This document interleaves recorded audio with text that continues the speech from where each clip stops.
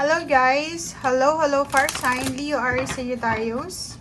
Welcome dito sa aking channel, Palaran 888. Welcome. Alamin natin kung anong messages, vibration, gabay, energy para sa inyong lahat. Ito ay para sa mga fire sign, Leo Aries Sagittarius na nanonood sa ngayon. Comment down below if first time ka dito sa aking channel. And welcome sa inyo dito. Pakipress and like ang ating videos. Press the notification bell button also para ikaw ang unang makapanood sa ating mga videos. First sign, Leo Aries Sagittarius. Walang lumalabas. Oh, nako. Be careful. Awareness tong message mong dalawa eh. Parang sinasabi ng baraha sa'yo dito na mag-iingat tayo sa mga mensahe na posibleng matatanggap niyo sa araw na ito.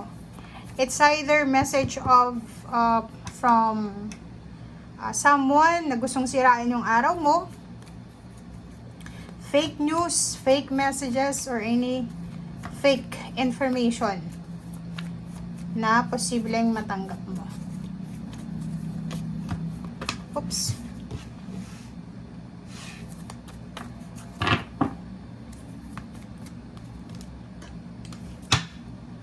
Okay, especially kung babae ka. Fire sign, Leo Aries Sagittarius, thank you. Tingnan nyo to. Sinasabi ng barasyo dito na mag-iingat ka sa mga offer.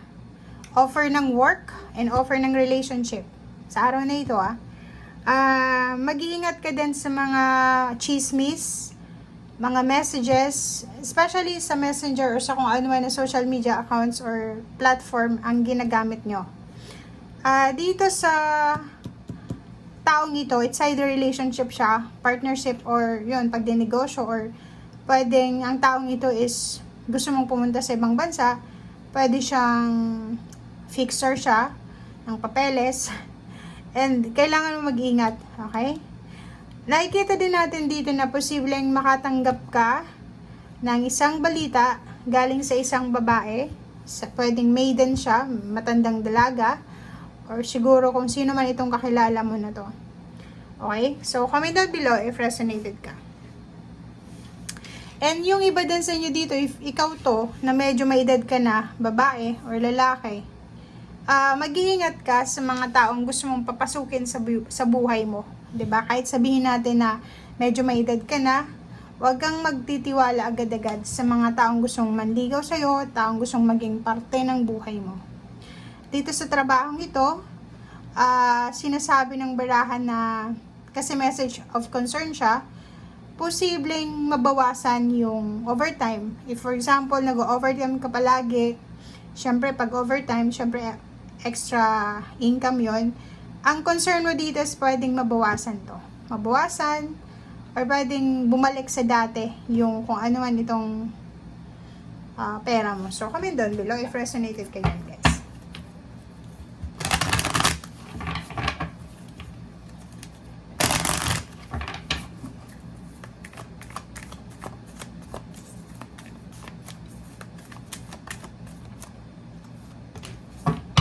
Oh, wow. Okay. Fire sign, Leo Aries Sagittarius. If may masabi ako ditong ibang zodiac signs, isipin nyo na yung zodiac signs na yon is yun yung kadil nyo sa araw na ito. Work your magic. Nandito yung choose peace eh. So, ibig sabihin din guys, if ever man sa araw na ito may trumaydor sa inyo, kasi may false person tayo dito, if ever man may trumaydor sa inyo, may manloko sa'yo sa usaping pera, sa usaping relationship, mas piliin mo yung peace of mind, 'di ba? So hindi mo naman kailangan na makipag-away, makipag-diskusyon, iparating na ikaw ang tama, iparating na sila yung mali. So dito sa barahang ito, gamitin mo kung ano yung magic mo, kung ano yung strength mo, and hindi mo dapat na sayangin yung oras mo sa araw na ito. Okay? Huwag mong sasayangin yung oras mo sa mga bagay-bagay na hindi magkakaroon ka ng pera. Or focus ka lang sa kung ano yung importante sa'yo sa ngayon. If may trabaho ka, focus ka lang sa trabaho mo. mag-iingat ka din sa mga kwento-kwento Yun yung pinaka worst na kailangan pag-ingatan is yung mga kwento. Kwento from outside forces. Ang daming kwento dito, messenger, chat, or ano pa man.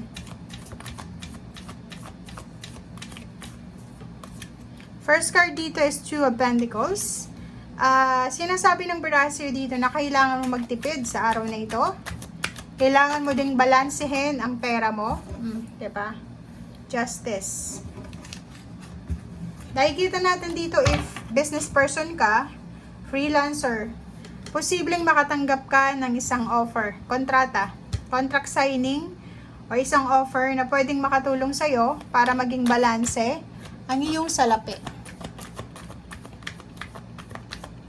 If business person ka, may negosyo or ano pa man.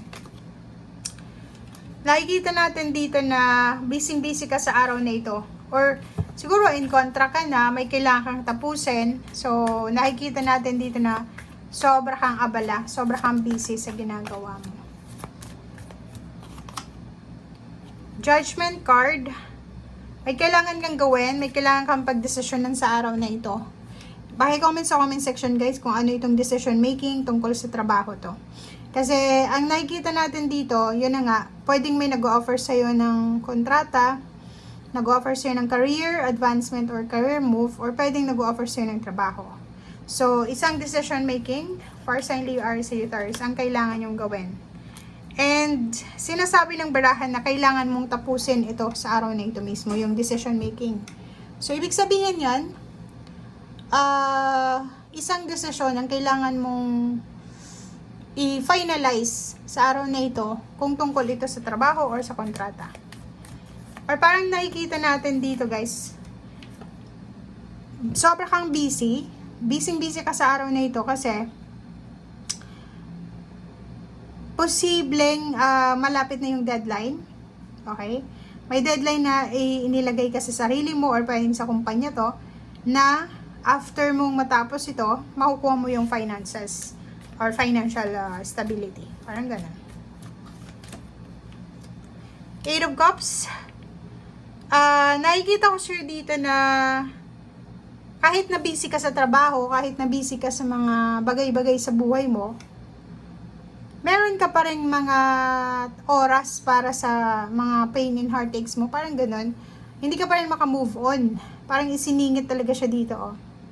Or posibleng nakikita natin dito na pwedeng yung asawa mo, girlfriend, boyfriend, kapamilya, o isang anak, yung magulang mo isang OFW or gusto nilang magtrabaho sa ibang lugar, kailangan nilang magtrabaho sa ibang lugar para sa stability ng pera. So, isang decision making. Or pwedeng ikaw to.